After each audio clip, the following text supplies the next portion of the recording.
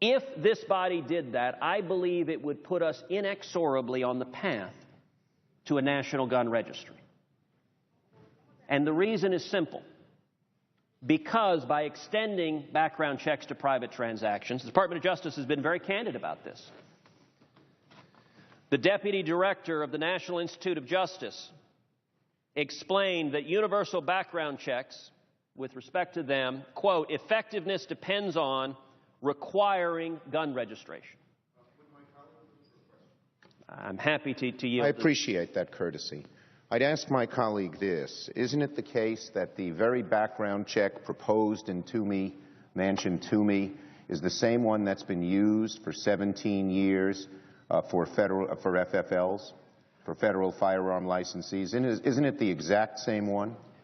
What is not the exact same is extending it to a private individual selling to another private individual. But it's the same technique. It's the same entry into the book and everything else. But what is consequential is extending it to private sellers, not licensed dealers, because the argument surely would be, if this bill passed, the argument would immediately become, well, it can't possibly be effective because we don't know who owns those firearms. Just one more question.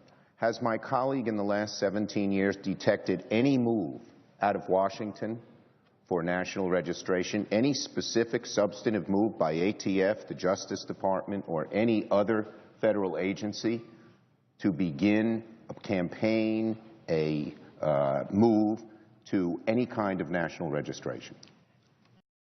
In my opinion, adopting mandatory federal government background checks for purely private transactions between law-abiding citizens puts us inexorably on the path